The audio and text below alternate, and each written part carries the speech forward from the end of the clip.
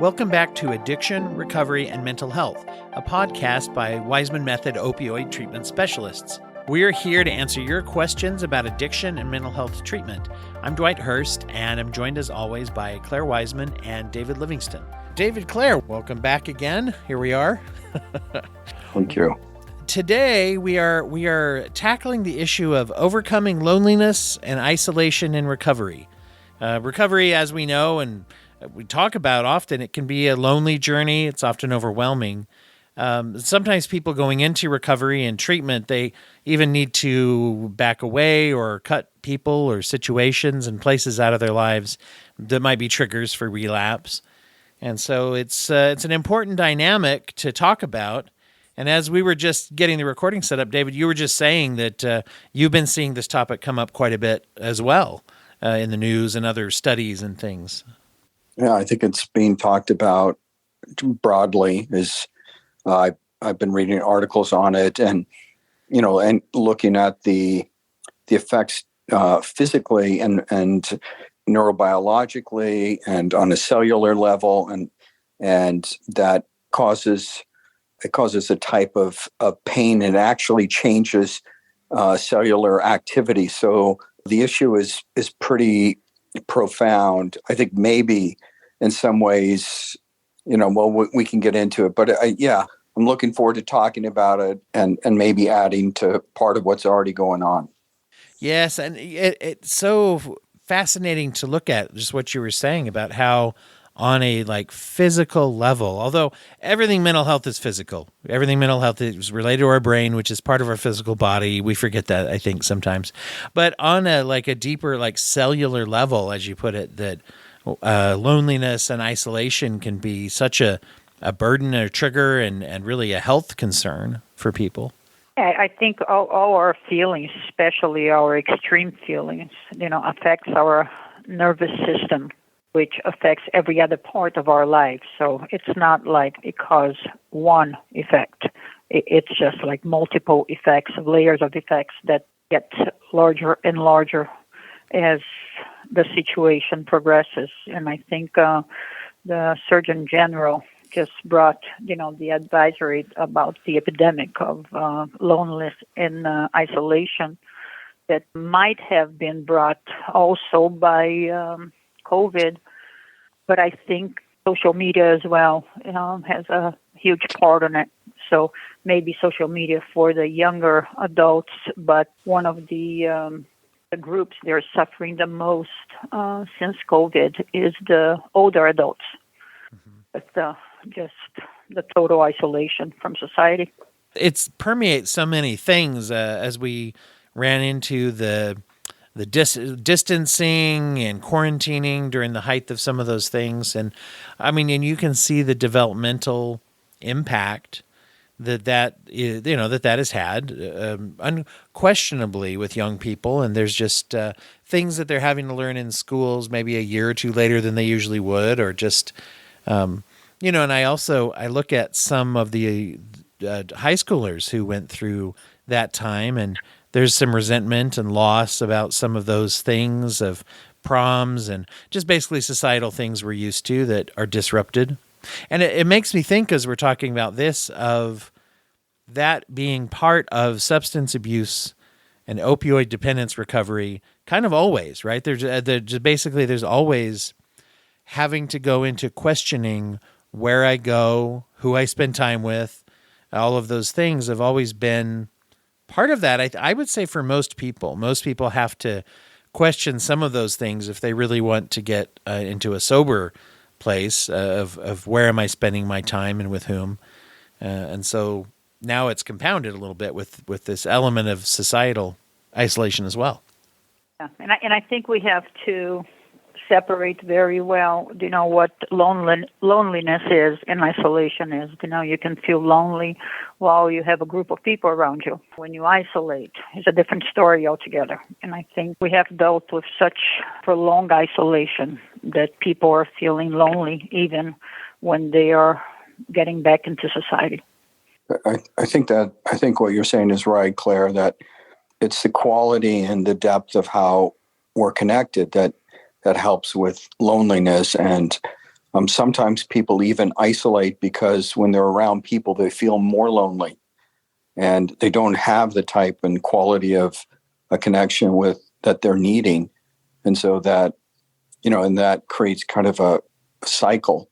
A lot of what treatment is, any good treatment is creating a quality of a connection and understanding and feeling like somebody cares about us and has our best interests at heart, and developing a relationship where that exists, and that to help combat loneliness, isolation. And it's profound. And I think it's maybe more profound in our culture than a lot of parts of the world. As well as we do so many things, I'm not sure how good we are at emphasizing the collective as much as we do the individual. I think there is a lack of good social networks. Our social networks are weak. This is greatly due to social media, where people think they are connected, but they truly are not. And they are living a reality that is not real. Yeah. So it makes them even, detach more and more from being there in person and connecting with people. With having the open communication and really the individualized type approach that you have with a lot of people that come through, do you see a lot of people having that need to really cut back on social groups? I used to see it a lot when I worked in some of the court-ordered substance abuse treatment. There were a lot of people who that was their majority of their social contact was people they would abuse or overuse substances with, and they had to in some cases swap a whole social group and build a whole new community for themselves. Do you see that a lot with your populations you work with at Waismann? Not sure I understand exactly what you're asking. Just if you see a lot of people who have a major part of their treatment is having to replace or get rid of a lot of their social world. Yes, sometimes there is healthy dependency and unhealthy dependency, and depending on where you're at, if you're vulnerable in a certain way, there might be people who are living in a certain way that is, even people you really enjoy and love that you need to be away from. I think there's a way to let them know and without severing the relationship, and talk about that with them. I think you want to have as many people around you who care about you and have your best interest at heart. And there is a way to talk about that. But yeah, sometimes that does have to happen. But it does create then that whole dynamic. So, okay, now I've gotten rid of some of the people, but and sometimes some of the people I like and enjoy and the most. So now what, right? And does that make you even more vulnerable to needing something that you're, and so it's a tricky thing, but yes, we see that for sure. Yeah. And as you put it is very difficult because, and I think it's probably one of those things that's important to evaluate on a case by case basis. And because many times it's one of those things where people think, well, I've got to do this. And at the same time, some contact or some relationship with people who do have empathy for you that and have a direct experience also, if they've been through some recovery, that can be a good thing too. So it's hard to try to figure out how to balance that out sometimes. I think it's really hard to balance it out and to decide what is actually better for you. And it kind of pushes also the idea of the internal and the external. Sometimes people are like, no, internally I'm strong enough and it wouldn't be good for me to cut this person out of my life. And I can handle it. And sometimes, someone will say, no, I can't do that. I can't be around this person. It won't be good for me. So it also depends on how you're feeling. It's not just an external thing. It's the inside and the outside and how they're working together and how strong your resolve is and also what your needs are, in terms of companionship. It's really hard to just come out of treatment and then be too isolated. I think the idea of having support is good, but like we're saying in the beginning, the support has to feel like support. And it's hard to just develop relationships and have a depth to them quickly. I think also as you mature your recovery, your needs become different, so as your social needs. Yeah, Relationship that's really change. true. Yeah. Do we assume and plan on growth, and do we evaluate our own growth for where we're at too? And that's where I think, as you put it, David, sometimes all or nothing isn't the best way. We can apply that to a lot of things, but kind of saying these people are all gone and dead to me. I mean, sure, that can be necessary some of the time, but then also having some relationships that maybe there's just a little safety or distance around, and that may change over time. And also depends a little bit on how the other people evolve too through their experience. So just telling ourselves, that this person is gone to me forever is not always the case. There's also a difference between emotional and social. That's also part of growth, right? Realizing Yes. what's healthy for you, including relationships. Right. That, and I bring this up a lot because it's just so core to health, and it's one of the places that culturally we are weak.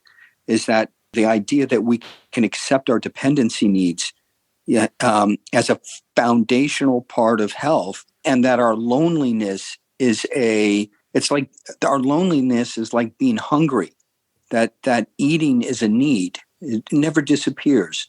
And to be healthy, you have to eat, you have to drink, and you have to be able to have enough sustenance. Your dependency needs socially are similar, that you cannot be well without enough of it. And the loneliness is a symptom of the need, like being hungry is a symptom of needing to eat. And we don't translate that well.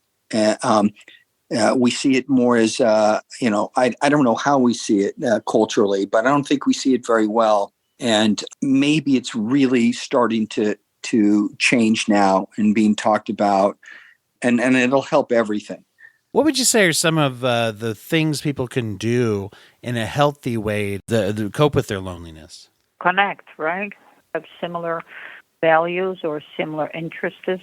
It doesn't have to be, as simple as you said, be with them or cut them out of your life. I think it could be building relationships to a healthy manner with the right expectations, I think. And that while life is such that we all have to cope, no question about it, we have to cope many, many, many times, and everybody does. But that's not the goal. The goal is to have a life where you're coping as little as possible, where you've got a life that's built well enough that your needs are getting met with enough frequency that you have to cope as little as possible. And remember, substance abuse is a coping mechanism. And so if getting your needs met well enough is the antidote to that, then that's the goal. So in order to do that, you have to have some courage. You're going to have to develop your life in a way that those needs are getting met. But the great news, and I think what we forget, is it's true for all of us. This isn't just true for somebody or somebody else. This is true for all of us. Yeah. So we have this culture and this society where everybody is needing the same thing. We're all needing it. And hopefully through conversations like this, we become more aware of it. We relax around it. It doesn't feel like somehow we're being vulnerable or needy, right? I mean, the word needy, if you think about it, took on such a negative connotation, as if independence was the goal. We have to be independent too. It's not a one or the other thing. But the need part is really where we fail far more culturally, and I would say. Well, and we're not very good. We're not really trained to find ways to ask for that help or to reach out. I think that sometimes we are taught more to be nervous or embarrassed or ashamed of need, and maybe even more so of vulnerability. That if I tell somebody I'm really having a hard time and I don't have people to talk to, and are you a person I can talk to, that's a vulnerable place to be, especially if we're trying to deepen a relationship that already exists, right? The thing that I noticed in my own life is that the time that I saw the greatest connections were when my children were the youngest. Okay, so when they were really young, and all the parents would go to, when they're in kindergarten, first grade, second grade, the parents would interact with each other. You go to birthday parties, everybody would show up, because what's most apparent and most clear is that we have little kids who are entirely dependent on us. They need friends. They need all those things. And then what I have seen as people get older, that understanding seems to diminish, and the whole world moves towards a more, how am I being successful? What am I doing? What am I, and you see that it's almost as if we disconnect from that core part of who we were and are. But the truth is that aspect of who we are never goes away. So I think as people get older, they get lonelier typically, is what I've seen. So I think there needs to be a movement back to where we know how to hang out with each other, go to dinner and just talk to one another, not through the phones, as you're pointing out, Claire, but just and learn to play again a little bit as a society. Yeah, it's interesting because along with vulnerability, I feel like we also have an aversion to sincerity. and part of that is just, what I mean by that is just somewhat of our authenticity, but also just the ability to, as you put it, David, to cut loose a little, to relax, to play even, especially if it's in a way that we do so without having to, chemically alter our inhibitions, that we practice actually being sincere and vulnerable and saying, I'm going to be a little silly, or I'm going to, joke a little, or share, even on the other side of the, not just kidding around and having just a good old time. There's also the dynamic of saying, I want to share something. I want to share a memory or part of my life or how I'm feeling currently. And that's intimidating. It's a part of our society right now. It's not a part. The society itself right now that has become, less tolerant, less accepting, more judgmental, more divided. And I think that, in a way, keeps people away as well. They're scared of what it was, how they feel, who they are. We're living in a time of extremes. No, very much so. That's a good point. Any thoughts about how to bolster up that courage, or to get ourselves to follow through when we are intimidated by trying to form new connections or deepen our connections? Just one little tip that'll solve this for everyone, I think, is what I would go back to tolerance again. Tolerance and exception. They're not in accepting. I think we can't expect from others what we don't deliver. I think being tolerant, being understanding, humble, humility. I think we lost humility to know that we don't know everything, especially with people. We don't know where they're coming from or where they've been, but why they are who they are. I think trying to understand, trying to reach out, being tolerant and accepting is most needed in society right now. It's interesting because along with that humility side, there's also the side of a kind of knowing who we value as part of our lives enough to, as you put it, to listen, to get to know them, where they're coming from. And then also, I think and I think you can do this in a humble way as well, which is also to appreciate our own worth, that we also have something to offer. We're not just going to someone and saying, hey, I'm a, broken little me. Would you mind taking me under your wing? I might be asking for help, but I'm also offering to deepen a relationship that will hopefully, benefit them as well. We don't think about that very much. Well, I think that's it. Like that besides being curious and humble enough and really sincerely try to listen to somebody, we also have to be able to be creative, rough them up a little bit and play with them. I can tell you that there's nothing worse than sitting with somebody who you feel like you have to be overly polite with. And, it's no fun for anybody.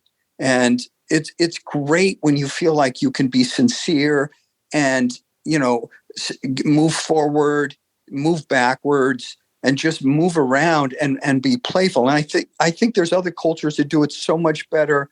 I think Europeans overall do it better. I know this is just huge sweeping statements because some do, some don't. But I think culturally there's a feeling that also, like, one of the things that worries me so much culturally, what's happening is everybody's becoming so rigid. Yeah, and rigid. Like, you can't play with ideas anymore. You can't play with feelings and stuff. And I'm not talking about, like, intention matters. If you're trying to hurt somebody or that's not what I'm talking about. But I'm talking about, like, creating a relationship that has some depth and where you can actually really talk to each other. And that's where isolation ends and a feeling of loneliness ends. It doesn't end through just, I don't know, just being fearful of one another. There's that quote, everybody needs a friend that they probably shouldn't be allowed to sit next to in a serious function. I like that. That really resonates with me. I am that friend. Correct.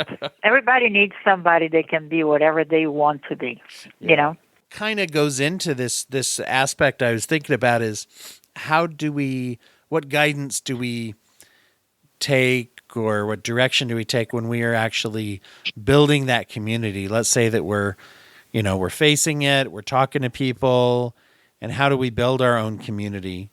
I guess as I'm saying that, it reminds me, I talked to somebody recently who, it's a colleague of mine who, with his own, pushing past and moving through some of his own mental health and addictive issues in his life, he mentioned that he had built a group of friends of his who they have at least once a week a shared phone call or a Zoom session where they all check in. And in this case, they're all guys and they have some similar experiences. And so they talk about trying to be a good dad or husband or, what are they doing with their job and where are they burning out or they're not burning out. And then they, text and call each other regularly too. But they have this, like, it's just this standing meeting of common interests that they have with each other to encourage each other to be healthy. Now, not everybody has to be that official about it, but I thought, wow, there's something that did not exist until they decided to do it, right? Yeah, there you go. I think there's a lot of groups like this nowadays, but again, those are groups mostly, okay, that are on social media, groups or people that have the same interest, talk about, whatever they feel. But again, because you're behind the screen, you can say whatever you want without, sometimes being considerate or caring for others, and are not creating that physical connection that is so incredibly important for human beings. So I would say creating those groups are great. But being out there, and again, I go back to find something that you're interested in. If it's walking on the beach to fort, or find a group, find people with the same interests. Where go have dinner once a week and talk about these things instead of Zooming. And I understand that it's easier, with people's life, but not always easier is the healthier. And I think we have become very lazy on our own ways of finding health, especially mental health. Yeah, and I know what you mean exactly. Obviously, there's issues of geography that can come in for people, depending on who's in their group or who's part of it. But you're absolutely right. Sometimes when we do things to be social online, it can lead to isolation in a different way or just kind of fighting with people. But finding things that are healthy and finding that we have at least some of those contexts around us, because that is one thing that drug abuse sometimes will offer to us is, if I'm depending especially on how I'm finding the drugs I'm using and all that, that forms community sometimes as people get intoxicated together. And so then trying to say, well, I think we forget that means if I'm able to do that when I'm using, then I can do it when I'm sober. It's just a little different and maybe a little more tricky, or I'm not used to it. But we forget about the ingenuity that people have when they're pursuing addiction. and that's a strength that can maybe translate into and being healthy too. Yeah, you're right. That we have to work at it. There's no way. There's just no two ways around it. Like you're both saying, you have to work at it.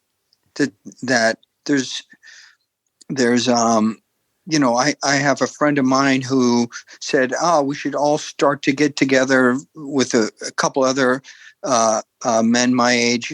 And so, like once a month, we meet somewhere, in between, and we have dinner, and it's just like you're saying. It's fantastic. I'm so glad we're doing that. But someone had to, say, let's do this and let's make a commitment to it and let's just start doing it. And you have to be creative, right? I really think the end of successful treatment in anything is that you're far more creative, and meaning that you understand that nothing is a given for us. We're not, no one's just going to say, oh, here it all is. And it's, part of what our whole development through our lives is about, knowing that we're going to have to go after things, create them, connect with others, be resilient, have things go well, have them not go well, and just on and on.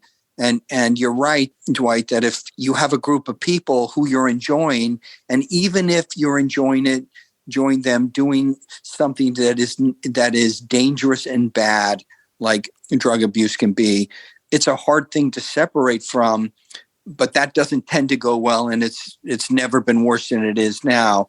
But don't underestimate your ability to connect with other people, is what I say, and take some chances. Just pick some things and take some chances, and make that part of the standard of how you live. Yeah, if you can find a way to get yourself into an experience of just having exposure to other people, you do tend to get friendships that will form. I remember years ago having a friend who he was really into movies, and he knew a couple of us who liked movies, and he just started saying, hey, some of us, our wives are in a book club together and things. And he said, hey, let's have a guys club. And it just was around going and seeing a movie once a month or so. And a lot of us didn't know each other that well. But if you go every month, grab dinner and go see a movie or something, even just that simple, you start to say, oh, there's that conversation we had last time about, hey, how's your kid doing? Or, hey, how's your job? And, oh, wow, think even if it's just, what we did last month, and compare this restaurant to that one. I mean, as simple as that sounds. And I think research does bear this out too, that social contact and shared enjoyment that we have with other people, real connection, it's shown to have results that are very similar to going to treatment groups or community support groups. In other words, it doesn't have to be about addiction. I think that's an important part too. I think that is so important. So incredibly important, because you're so much more than the condition you suffered from. You have to be able to identify and connect with others in so many other levels other than just the addiction. I think that's maturing, that's growing, and that's seeing yourself in other levels than was just the addiction. I think that's incredibly important. And if that is seeing a concert, see somebody, that is going to play in a theater near you, call someone that you believe would enjoy it and say, hey, do you want to go to that concert? Mm-hmm. But again, it takes getting out of the chair, getting out of the screen, and reaching out. Maybe you create incredible connections. And that's a key word too, is create. If it isn't out there, if you don't have that in your life, one way to try to solve that is look and say, what could I create? As we're talking, right. Could I be the one who says, hey, let's have a lunch, or let's just go get lunch to somebody, or grab a coffee, or, take a little chance, or maybe even I'm the guy or the gal who says, let's have a book club, let's have a movie activity, or let's have a dinner club every month or something. Let's play cards, whatever it is. A lot of people just don't want to commit for that every month or but I think slowly, as you enjoy somebody else's company, being there all the time becomes just natural. Yes. Right. And there's places, I was talking to someone recently, and I was asking them, what they like to do. And they started to tell a couple things, and then they'll immediately almost always say, "Oh, I haven't done that in years," or, "I don't know if I want to do that." And I'm like, "Okay, so here's what you're going to do." And they were saying that they played, it was a woman who said that she had played tennis in high school and she hadn't played in 30 years. I said, "Well, do you have a park close to you?" She said, "Yeah." Or a tennis club? She said, "Yeah." I said, "Just go get in. You call them up and get in a group. Just get in a group lesson where there's 3 or 4 other people. It'll be 1 hour. It won't be expensive. You can just go do that." And she did it. And now she's playing tennis regularly. All of a sudden, she's got somewhere to go consistently during the week. And that can expand. And it doesn't have to be that, like we're saying, but it's unbelievable how small, seemingly small things can be so significant. And guys, just trying to get away from our own selves. Maybe you know somebody that you know that is lonely right about now, even if you're not. Give them a call. Get them out there.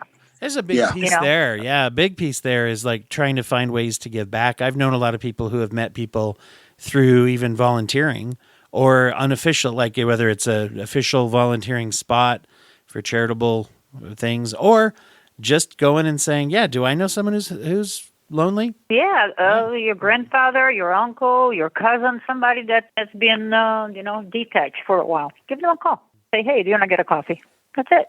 Well, I'm feeling a lot less lonely after this conversation, so that's good.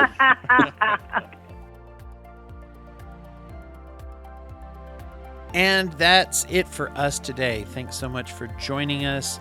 To learn more about the Waismann treatment program, Detox in general, or to communicate with us and tell us all about the things that you'd like us to be discussing on this podcast, please go to opiates.com for the Waismann Method official treatment specialists and rapid detox center or website.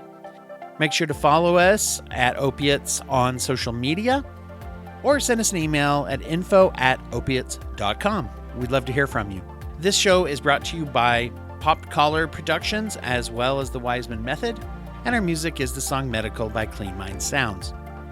I'm Dwight Hurst, and for myself, Clare Waismann, and David Livingston, just remind you to keep asking questions. If you ask questions, then you're going to find answers, and if you find answers, you can find hope. Thanks again. We'll talk to you soon.